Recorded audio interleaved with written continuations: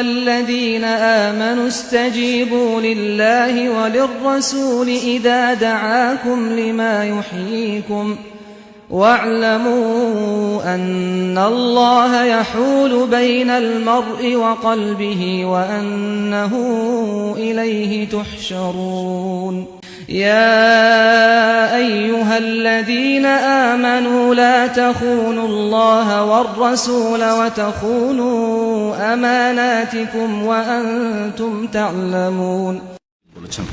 তাউস রাহমাতুল্লাহ আলাইহি প্রখ্যাত তাবেঈ ছিলেন, তিনি বর্ণনা করেছেন, আবু দাউদে এই হাদিসটি আছে।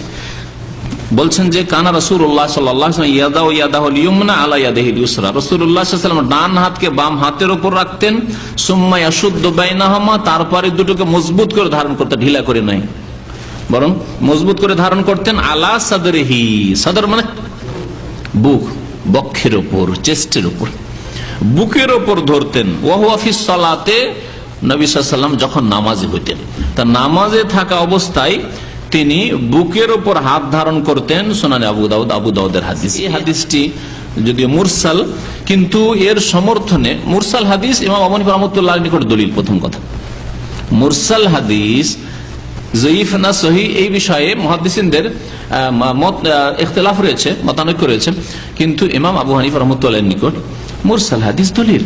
তাবেঈ যদি বলেন যে রাসূলুল্লাহ সাল্লাল্লাহু আলাইহি ওয়াসাল্লাম বলেছেন, মধ্যখানে সাহাবীর নাম উল্লেখ করলেন না, সাহাবী কে ছিলেন তিনি, তার নাম শুধু উল্লেখ করা হয়নি, এই হাদিস দলিল। এই হাদিস এখানে পেশ করলাম, যাতে রয়েছে সিনার কথা, সিনার উপর, বুকের উপর হাত বাঁধতে হবে।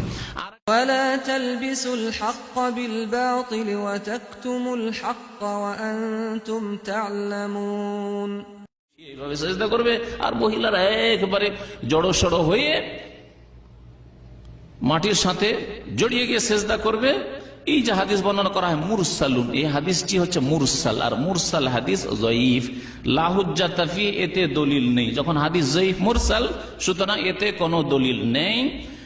হাদিসটি রয়েছে ইমাম আবু দাউদ বর্ণনা করেছেন, তার সহিহ আবু দাউদে না, মারাসিল আবু দাউদ, ইমাম আবু দাউদের একটি কিতাব রয়েছে, তাতে মুরসাল হাদিসগুলো, মুরসাল কোনগুলি, যাতে তাবেঈ বলবেন কালা রাসূলুল্লাহ সাল্লাল্লাহু আলাইহি ওয়াসাল্লাম। এটা হচ্ছে মুরসাল হাদিসের উসুলে হাদিসের কায়দায় বা মুস্তালাহুল হাদিসের কায়দাতে এর সংজ্ঞা। মুরসাল হাদিস কোন হাদিসকে বলা হয়? কোন তাবেঈ যদি বলেন কালা রাসূলুল্লাহ সাল্লাল্লাহু আলাইহি ওয়াসাল্লাম, আল্লাহ রাসূল সাল্লাল্লাহু আলাইহি ওয়াসাল্লাম বলেছেন। হাদিসকে যঈফ কেন বলা হইল? এই জন্যই বলা হইল যে তাবেঈ নবী সাল্লাল্লাহু আলাইহি ওয়াসাল্লামকে দেখেননি, পাননি, আর বলছেন আল্লাহর নবী বলেছেন। তাহলে মধ্যখানে যে গ্যাপ, যার কাছ থেকে ওই তাবেঈ শুনেছেন তিনি কে হতে পারে?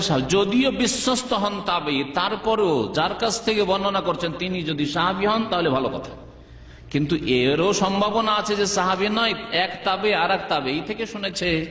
আর তাবেঈদের মধ্যে তখন যেহেতু সহিহ যঈফের ব্যাপার স্যাপার চলে এসেছিল, স্মৃতিশক্তির ব্যাপার চলে এসেছিল, কারণ আল্লাহ পাক কোরআনে কারীমে শুধু সাহাবায়ে কেরামদের সার্টিফিকেট দিয়েছেন, যেন সাহাবায়ে কেরাম সম্পর্কে তিনি সহিহ না যঈফ, তার সূত্র বিশ্বস্ত কিনা এটা দেখার প্রয়োজন নেই, মুহাদ্দিসিন কেরাম বলেছেন। কিন্তু তাবেঈর ক্ষেত্রে দেখতে হবে। তাবেঈদের জামানায় শিয়াদের বিদআত জন্ম নিয়ে নিয়েছিল, সুতরাং তাবেঈ আসলে সুন্নতের অনুসারী তাবেঈ না শিয়া রাফেজি, দেখার বিষয়। তাবেঈ সেই জামানায় খারেজি দল বেরিয়ে গিয়েছিল, আরেক বিদআত বেরিয়েছিল এইদিকে। সুতরাং এই যে তাবেঈ যাকে বলা হচ্ছে আসলে সুন্নতের অনুসারী না, এই খারেজি, যাদের ফতোয়া ছিল যে আলী ইসলাম থেকে বেরিয়ে গেছে, মুয়াবিয়া ইসলাম থেকে বেরিয়ে গেছে, আমর ইবনে আস ইসলাম থেকে বেরিয়ে গেছে। সুতরাং হাদিস যঈফ নেওয়া যাবে না, মুরসাল। আর মুরসাল হাদিস যঈফ, লা হুজ্জাতা ফি, এতে দলিল নেই। যখন হাদিস যঈফ মুরসাল, সুতরাং এতে কোনো দলিল নেই। ফাবাশশির ইবাদ الذين يستمعون القول فيتبعون أحسنه أولئك الذين هداهم الله وأولئك هم أولو الألباب